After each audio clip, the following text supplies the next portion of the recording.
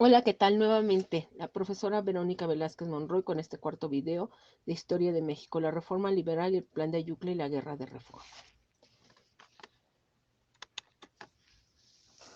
Conservadores y liberales. La división entre conservadores y liberales se polariza en lo referente a las corporaciones eclesiásticas y a la influencia de los militares.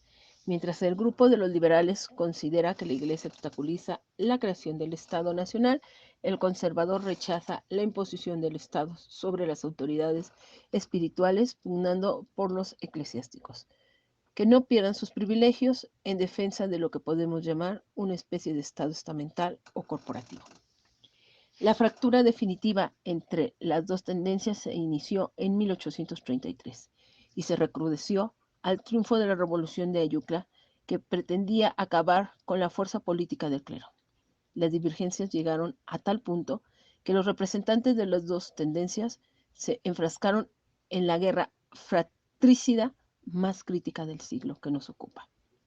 En esta guerra, conocida como la de los 3 años, los dos grupos prefirieron recurrir al extranjero antes que dejarse vencer por sus opositores.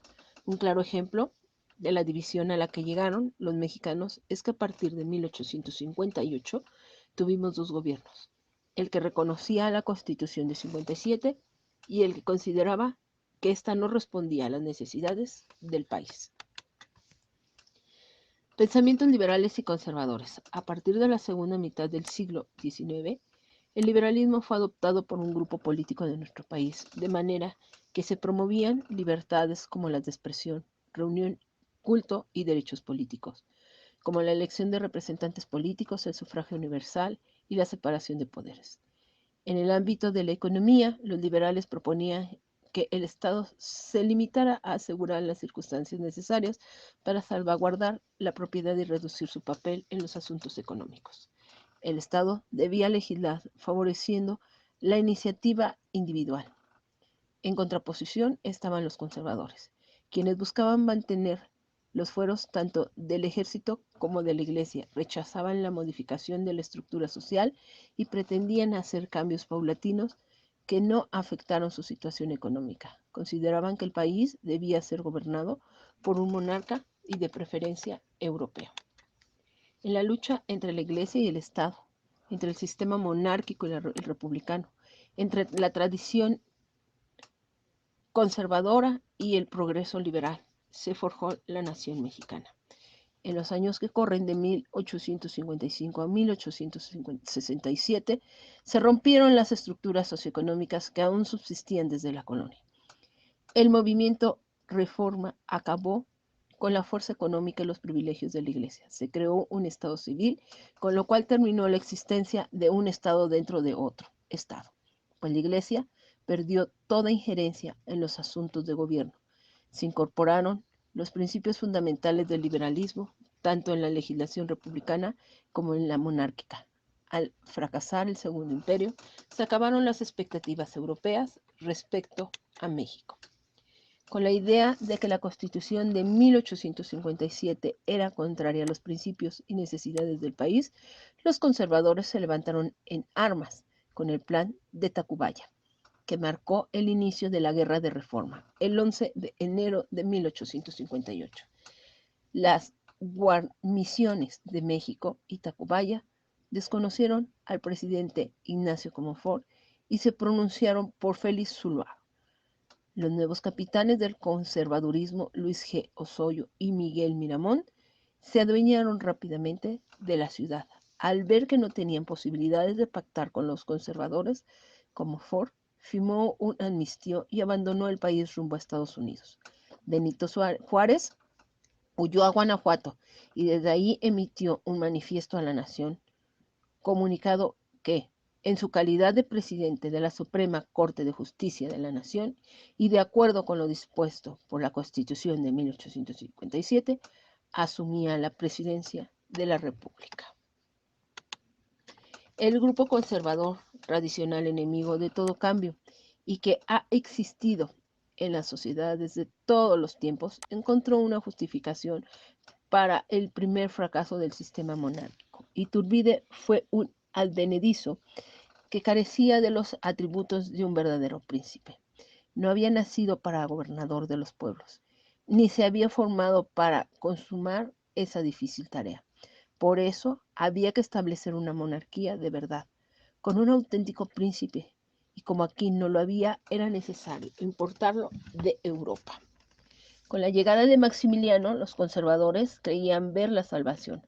Aún el propio Miramón, quien se había negado a prestar su espada a la causa de los invasores en el exilio, dudaba de qué partido tomar, pues sentía que en ese momento estaba tan lejos de Juárez como de Maximiliano, y más alejado todavía de los mexicanos que le hacía el juego a Napoleón. Entonces decidió regresar al país, pero en Veracruz fue apresado y enviado a La Habana. En agosto de 1862 volvió a Nueva York, pero por dificultársele en esta ciudad recibir noticias sobre los acontecimientos que se desarrollaban en México, retornó a La Habana y mandó a doña Concha y a sus hijos a México. A continuación podrás observar un cuadro de columnas de las características de los liberales y de los conservadores. Forma de gobierno deseada. Los liberales, república gobernada por un ciudadano mexicano, mientras que los conservadores pretendían una monarquía gobernada por un miembro de la realeza europea o un gobierno centralista. Principales objetivos de los liberales: desamortizar los bienes del clero y las tierras comunales, permitir la libertad de culto y establecer la igualdad de la población ante la ley. Conservadores: prohibir la existencia de otra religión diferente a la católica. ¿Cuáles eran las propuestas de los liberales? Cambios en la educación, la libertad de expresión, establecimiento del registro civil. De los conservadores, mantener los privilegios de la Iglesia, del ejército y los terratenientes. Los personajes de las ideas liberales eran Juan Álvarez, Benito Juárez, Melchor Ocampo, Ignacio Comonfort. Mientras que de los conservadores estaba Ignacio Aguilar Marocho, Lucas Alamán, Juan Nepomuceno y José María Arteaga. El Plan de Ayutla. El 1 de marzo de 1854 fue promulgado el Plan de Ayutla, un documento histórico cuyo acontecimiento versa en torno a la revolución que dio fin a la dictadura de Antonio López de Santana y convocó al Congreso Constituyente para formular y promulgar la Constitución de 1857.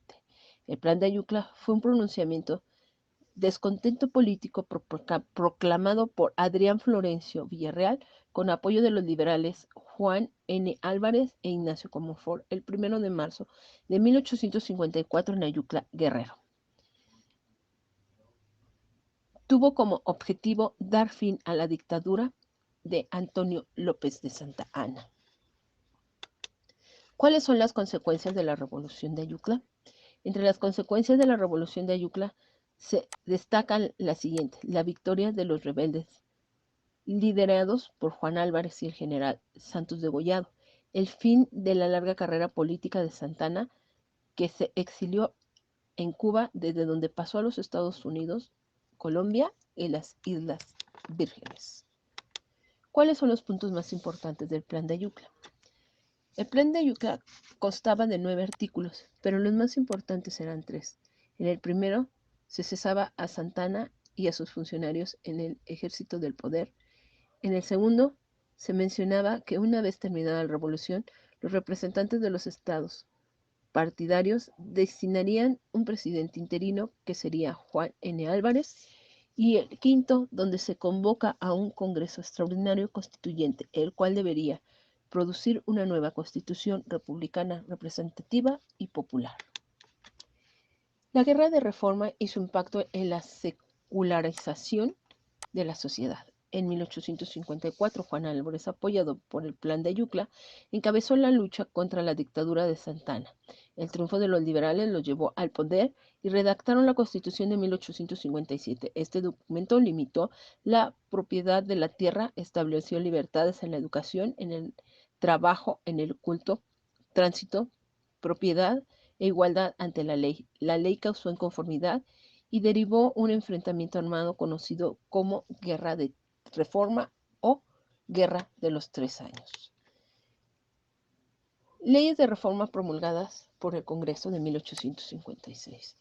La Ley Juárez, separación de la Iglesia y el Estado. La Ley Lerdo, desamortización de bienes de corporación civiles y eclesiástica. La Ley La Fragua, libertad de escritura. La Ley Iglesias, reglamentar servicios religiosos y se crea el registro civil. Suscríbete para que de esta manera, cuando se suba otro video, se te notifique. Hasta la próxima.